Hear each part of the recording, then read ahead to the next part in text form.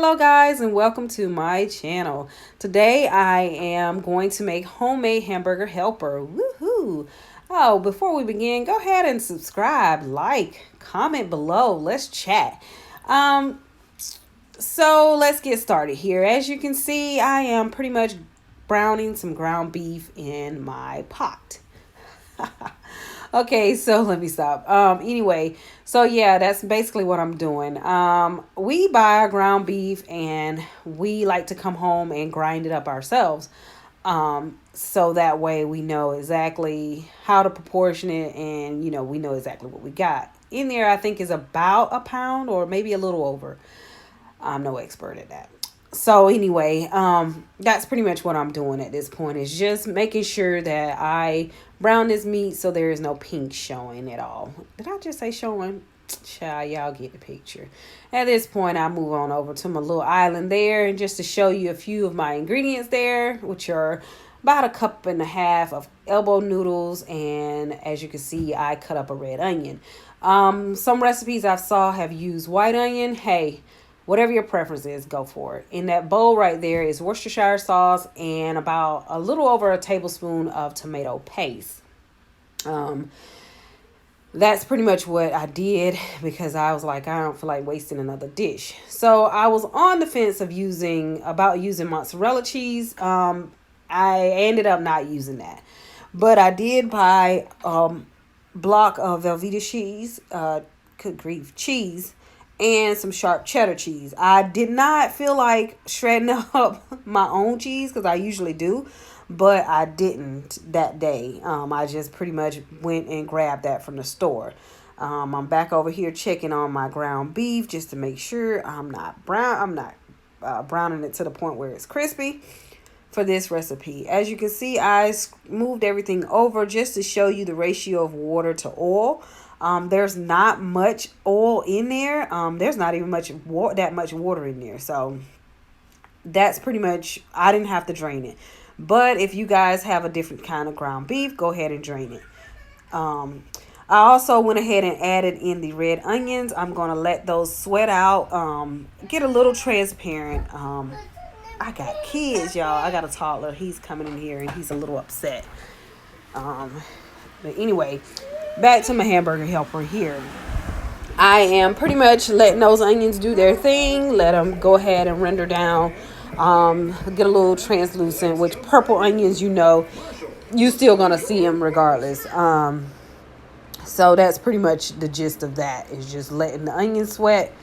And you'll get a little more water from the onions. So don't sweat that either, because this is a one pot dish. Everything is going in, and as you know, when you start to deal with water, it will eventually evaporate.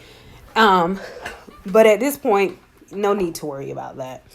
So at this point, I'm fidgeting around, child. I got taking out ingredients out the kitchen. That is my homemade chicken broth right there. All I did was take chicken, put it in a pot, and let it boil, do its thing. I also got the milk out as well. Also, as you can see, I got heavy whipping cream. And I'm pretty much just moving all over the place because, hey, I don't have a cameraman. This real life, baby. So that is what I have on that counter right there. I usually have a bag that I put my little trash in.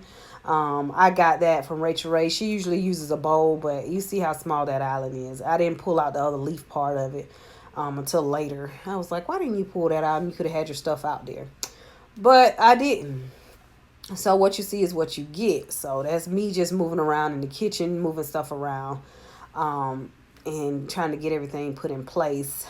I also added a beef bouillon as well, y'all, for more flavor. It's just bring out the beef flavor in your dish. That's about it.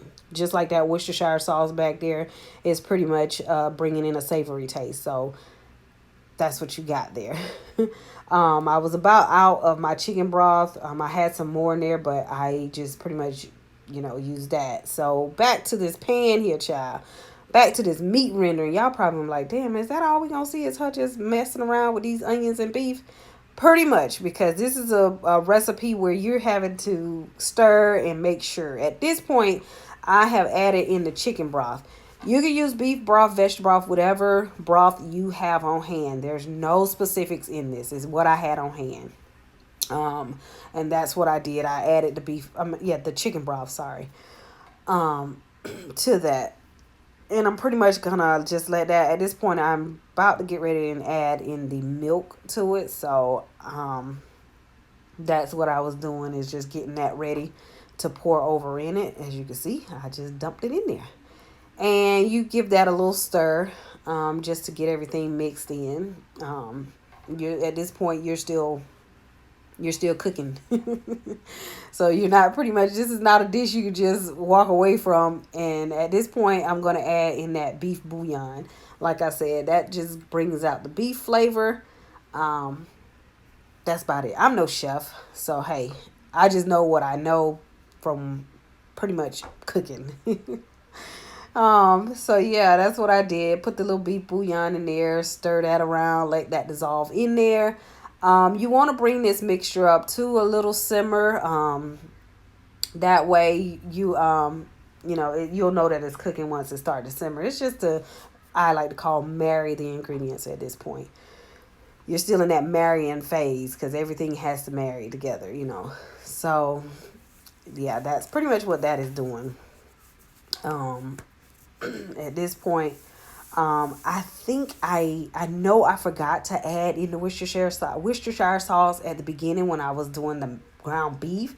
So somewhere in here you'll see me add that in there along with the tomato paste.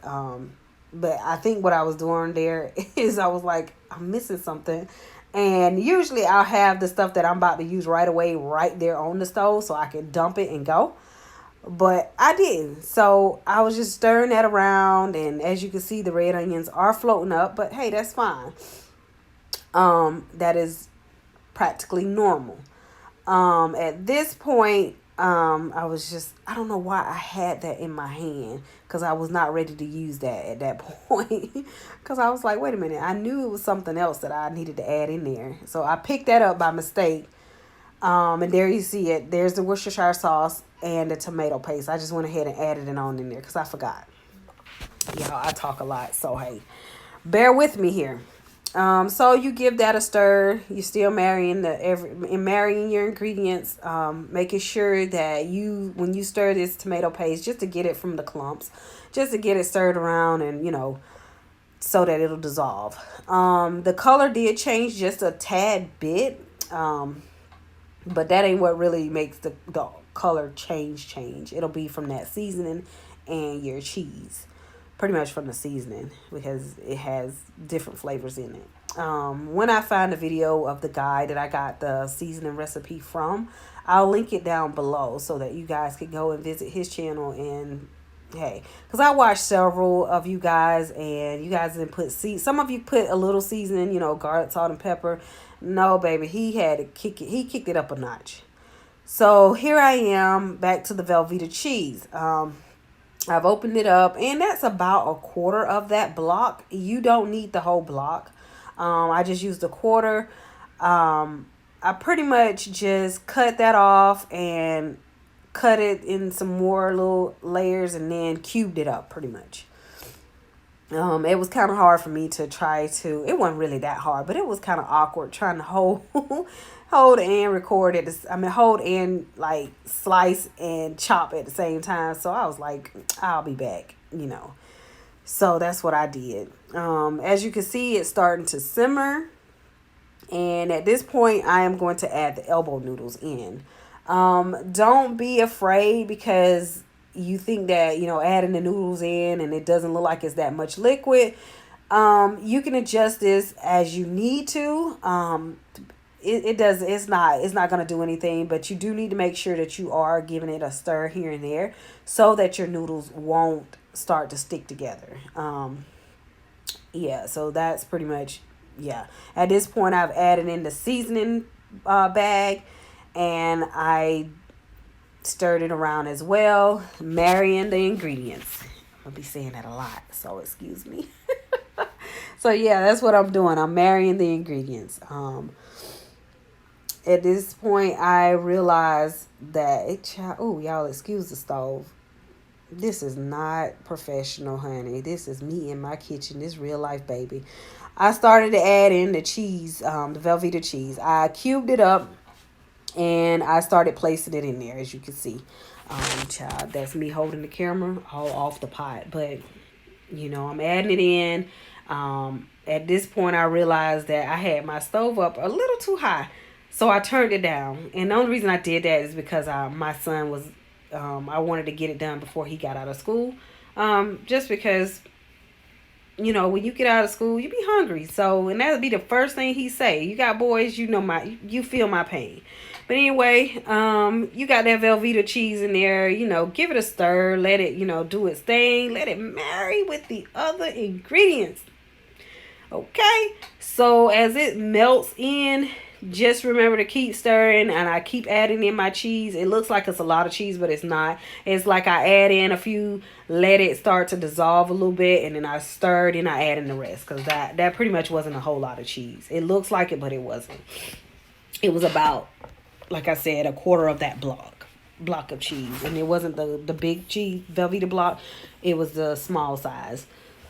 So, or it might be medium size. Yeah, because I think there's a smaller version of that, and then there's a medium, and of course you got the big block, but I didn't get that big block. I didn't need it.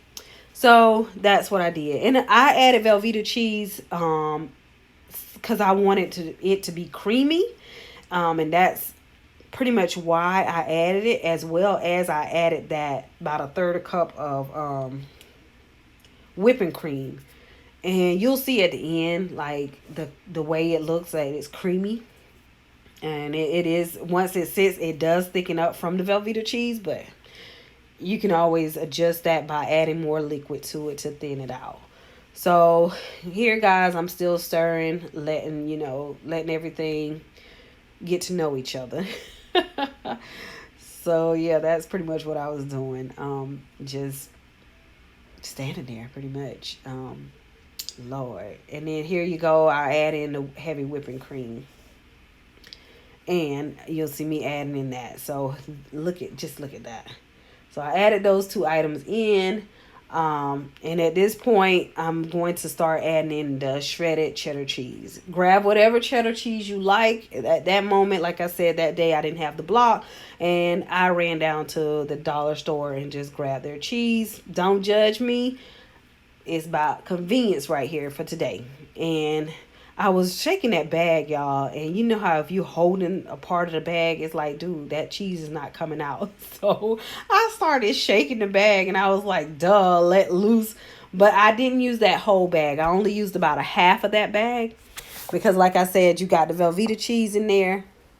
So, but you can adjust that cheese to your liking and how you like it. I just did it for first time making it, and hey, some of it I was winging it. Now, as you can see, this is about towards the end, and look at the creaminess of that. Like, y'all, it does no justice until you actually make this.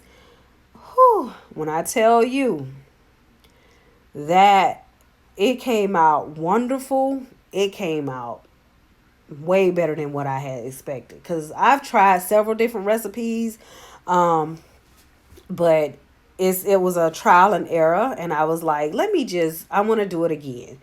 And that day I was gonna make lasagna, but I didn't. Right here I was just showing you the elbow noodles. I like mine to be soft, so I still let it do its thing. I think I did this for like 15 to 20 minutes, let it just simmer.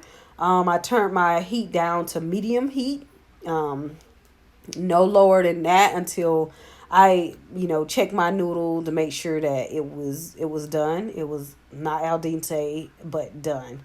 So once it was done, I turned off my heat, and this is what you got, guys. Hamburger Helper, my way. Do me a favor, if you